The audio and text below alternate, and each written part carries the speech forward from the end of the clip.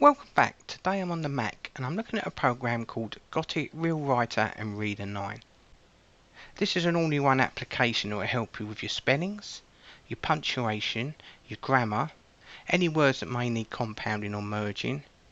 Also it has a built-in synonyms option, as well as a text-to-speech option as well, and an additional prediction option to help you focus on what you're writing. Now if you're installing it for the first time on the Mac, you need to make sure that you allow it in your privacy options and security. So as you install it might ask you this anyway, but if it doesn't, go to your System Preferences and select Security and Privacy. Go down to Accessibility, unlock it and pop in your password and unlock. Scroll down, you should have got it in there, but it will normally ask you when it installs. Make sure that's ticked, or it won't allow you the full access of the application when you use it within your Mac. And close it. Now we're ready to go. Before you start, just select the settings option, and then you need to choose a voice. So I'm going to select test voice. This is a test of system voice named Serena when speaking it at the rate 1. This is a test of system voice named Serena when speaking it at the rate 180 words per minute. You can change the speed here by dragging it left and right to slow it down, and words per minute by speeding up to the right. Now you've got loads of voices in there, but if you still can't find a voice that you get on with, not a problem. Come to the Apple System Preferences option again. I want you to select for me Accessibility and scroll down, and you should have speech in there. Click the drop down menu. Now if you can't find one of these voices that you like, select Customize. Make sure you untick all these because it can't download multiple voices at the same time. You can only download one at a time. You can have as many as you want. So make sure you untick what you don't want. Scroll down and you should be able to find a voice and language there that suits you. And cancel and close. Also, make sure you go to English and select which dictionary you're using. Really important as well, for obvious reasons. Another option here is go to Main Window. Got a couple of shortcut keys here that could be really useful, so try and remember them or jot them down. Also floating, you can untick what you don't want in your floating toolbar, which is this at the top here. For example, you may ask yourself, I don't actually use the highlighting buttons, so you can untick that as well. And last of all, I want to look at the prediction, learning and topics. Now it's got prediction option, so as you type it will try and predict the word that you might use next. But you can make this more specific depending on what you're studying. So what that means is you can add words from an article or specific words into your prediction dictionary. So let's just say you're doing history and you're doing the history of ancient Rome. You can find an article words that are relevant to that, and then you can add that dictionary as you type, so bring up words that are relevant to that topic. So it just helps you to focus on what you're doing. Now I'm going to show you how to do that quickly. So go to learning, so let's pop a topic in there, so I'm just going to go on that Rome option, and I'm going to select plus. Now it's going to give me a warning, there's actually no words added yet, but we can add those words in a minute that you want. Click OK. So we've got our topic, and we can have multiple topics by adding them in, but we need to add maybe article or words. What this does is, if you add an article, it'll pull out the words that are not already in the dictionary that it doesn't know. So it'll pull out acronyms, names, or unusual words that you don't use in everyday life. So what I'm going to do first, we've got two options to add those words. Learn from Ghotit or learn from file. Let me show you learn from Ghotit. Now, you need to add words to the editor first. So I'm just going to drag this down and open up the editor window. So let's go online. Safari. Here we go. Origins I've got earlier of Rome. I'm going to highlight that text. Now I can copy this straight to the editor by Command C if you want, but you've got a shortcut key. Select Function and F6 for me. And it automatically puts it into your editor window for you anyway. Correct your text and apply the corrections by clicking the Apply button. Select the checkbox, Don't show me this again. And then click OK. So now we've got those words in there. I can then go back to my prediction option here, Learning. And I can now select this option here. It's grabbed 14 words from that editor, as you can see there, that it doesn't really know. And if I go down them all, we have some unusual names there and words. I mean, you can click on whatever you don't want as well. Click OK. So you might tap on a word there, click speak. Ancus. You might go, actually I don't want that, so you can delete what you don't want in there either. So you see how specific you can be with this. So that's the first option of importing words. You might want to add more words to this topic Rome. Again, let's go back online, tap off there, we'll scroll down a bit more, find another article. You can add individual words, by the way. I'm just highlighting paragraphs. Copy C, but this time I'm not going to copy it with a shortcut key, which remember was function key and F6, because I want to put that in a file. So I'm going to open up Word, and I'm going to do a new Word document. Command then, or just select new document, and I'm going to Command feed the text in there. I'm going to save that. So File, Save As. I'm going to make sure I save it to my desktop so I can find it. Select my desktop, and if I drag it down, I'm going to leave it. If I drag the floating bar out the way, I'm going to leave it as the power of the monarch, and select Save. I can now minimize that Word document, bring that back up. So now I've got the file on my desktop here. If I select this option here, Learn from File, it's asking me where that Word document is. Go to my desktop. Now if you notice, I can't click on it. You need to come down here and make sure you select DOCX. Now I can tap on it once and select Open, because that's the format. In this case it's adding no more words, but it was only words that were relevant from that article, and it pulled them out that were so unusual, and click OK. So now I'm done, I've got my words there. If I go to Topics and say you're doing an essay on Rome, click on it and I can copy that over there and then use that when you're doing your essay at a later date. And you can add as many topics as you want, keep in use. So what I'm going to do is close that and come back to our editor and the floating toolbar. I'm going to get rid of all this, Command A and delete. You could type directly in here if you wanted to. The Roman. And then we can transfer that information you wrote in here to a word process. This works with any application we can copy and paste, including Google Docs, Pages, Microsoft Word. So there's many you can try out. And the other option that's really good in here, we've got text to speech by clicking this option here, where it will read back, so you can proofread back your work. Prediction option, where we just added that Rome one. We have a spell check as well, and you can confirm and approve all your corrections with that option there. So what I'm going to do is delete that. I'm going to open up a Word document. Let's just say you was doing an essay. Here we go. And you wanted to transfer that into your editor in Ghotit, just to check it. Command A to highlight everything, and then a shortcut key, function F6. And it automatically puts that paragraph into your Ghotit editor. Now I can start working with it. So what I'm going to do is maximise the window so you can see it better, and move a little floating toolbar out the way. And the first thing you might want to do is click the play button. Beginning in the 8th century BC, ancient Rome grew from a small town on central Italy's time. So you can hear that band. That's Serena that I chose earlier. It was already on default anyway. But what happens when you transfer it over and you've got a few spelling errors? So let's just throw a few in there for you, just to show you. Right, so now I'm going to select the ABC spell check.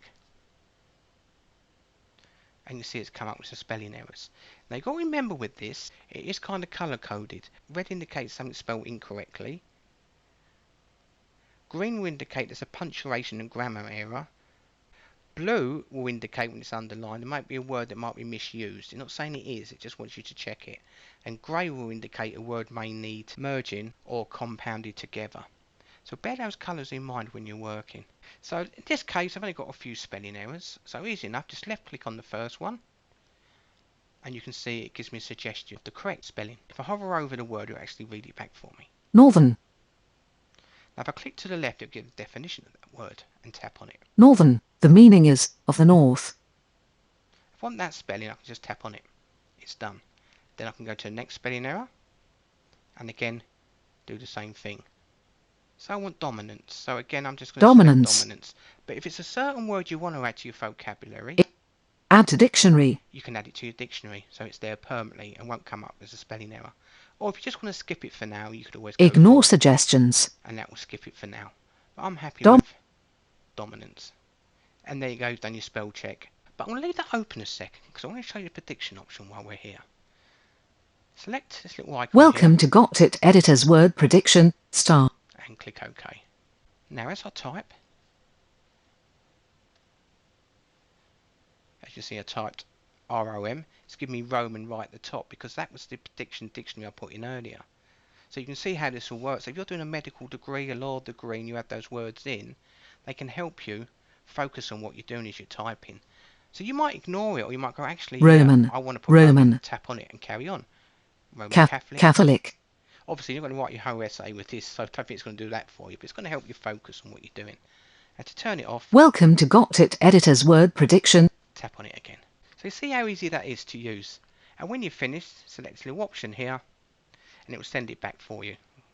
Now what else can we do with this? So I'm going to open up Ghotit for you. I'm going to minimise this window, edit a window for you.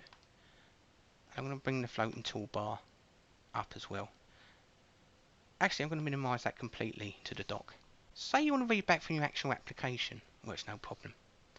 I'm going to highlight that. So Command A. And I'm going to select this little option here, and it should read back off the document for me. Beginning in the 8th century BC, ancient Rome grew from a small town on central Italy. And click stop. That's all great. It's harder to follow. So I might actually want to put that in the editor window so it actually highlights as it reads. Well, then we use this option here. Tap on it once. Beginning in the 8th century BC, ancient Rome grew from a small town on central Italy's Tiber River in. You can stop it, pause it, play it, or jump back and forth on your sentences. So now I've actually got that in my editor. So I've actually maximised that. I've got a few options I can do with this. Again, I can select the edit button. I can add to it, obviously be careful with your plagiarism. And I can use prediction. So there's another great option using Ghotit. So I'm going to minimise that window again. Edit a window. And bring up the floating toolbar. So we have the spell check. Read from editor. You have your prediction option. And read from the actual document. What do we have here? This is a formal screenshot. This will read back any format online. It could be a PDF that's protected. It could be an online text that's in an image that you need to use as part of your research. So I'm going to show you how that works. So I'm going to open up Safari. I'm going to do a new tab. And I'm going to go to Google Books.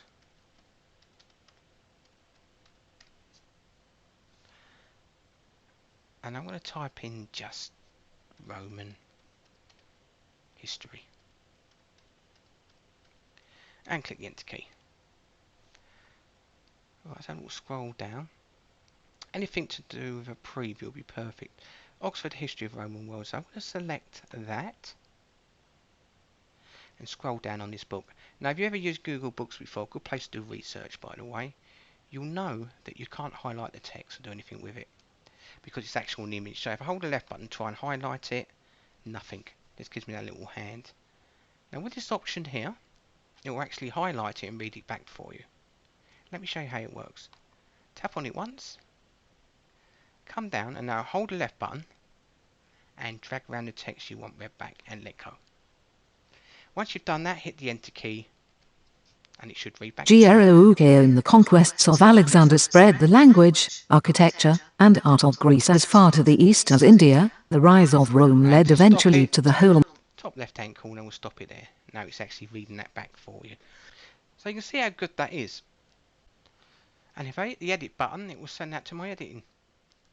Maximise that. Really good. Close this window. It's missed out a little bit at the front there, look, the conquest, but that's from the previous. Just down here, and there we go. We've now got that text in here for you. And again, you've got the option of playing that back, maybe adding to that, or even check the spelling if you want. So there's another great option. Now I'm going to minimise this again and put that back in my dock and pull up the floating toolbar and minimise the browser. So we have another option here. If I tap on this little highlight option, if you don't see the actual highlighting options here, select settings, floating, and make sure you've got it ticked there. Once selected, we can now use that. Now with the highlight options, at the moment you can use Word documents or Office 365 online. But let's just say you've got multiple research. We can gather all that information into one document that you're working on. Let me show you. So I've got one Word document there. So I'm going to do Command N, bring up another blank Word document, and let's find a bit of different text that I could add there. So let's say you've got multiple documents on the history of Rome. Command C, and minimize the browser and paste it in Command V. So now, if you have a look here, I've got two Word documents with different information in them. So what I'm going to do with my Ghotit floating toolbar, use my highlight option by opening it up, select OK. I'm going to highlight information that I want to gather together, so I might go, do you know what, that first paragraph I'm going to make that blue. And you might come down a bit more and go, I need to use that as part of my research. I'm going to make that pink. Colours are just relevant to what you want to colour code stuff to help you separate topics. So there's the first one. Then we'll go to the second one. You might go, actually that is similar to what I was looking at earlier in the other document. I want to grab that. I'm going to make that pink. And this is something totally different, so I'm going to make that yellow. You can raise the colours if you want by using this option here. But now, if you have a look here, I've got multiple Word documents colour coded, but I want to gather them all together. So I'm going to select this little option here. Come to the right, it says don't collect highlights, but I do want to collect. So I'm going to select collect new highlights. Desktop Microsoft Word, I'm happy with, to collect them to. And I want to highlight all those colours that I've used. I don't think I used the blue low, did I? It doesn't really matter. Make sure that's ticked to collect from multiple documents, because I've got two. Select collect, allow it, and grant access. And there you go, it's gathered all that information into one document that you can then work off. I think we forget about the bibliography. It's not going to create your bibliography in Harvard Referencing System or Chicago, but it just tells you where you got them from anyway and what documents where you organised. So there's another great option. So there's one last thing, there's just a quick overview of this I want to show you quickly, if that's okay. I'm going to click the editing button and maximise that window. Pull that down. We have a synonym option as well. So you probably know when you're writing an essay or assignment that you can't keep using the same words. It becomes repetitive. You need to mix it up a bit, and that keeps the reader more interested. So I'm going to have a look for a word to check the synonym off. Let's change instance. I'll double tap it and select synonym. And there you go, it gives me synonyms of that word. Maybe not all relevant, but there might be something else you might want to use instead of instance. For example, pardon the pun, you can use that option there. When you hover over it, it says it back, but it also gives you the definition of that word by tapping this. The meaning is that which Which I'm going to come off there. So if you want to add the word, it's easy enough to do. Actually, I'll add it for you now. Tap on it, synonym, and I'm going to select example, and it changes it in your document for you. There's some basics on using Ghotit. It's very easy to use. You can get up and running on this in less than 5-10 minutes. Hope that helps. Thanks for watching.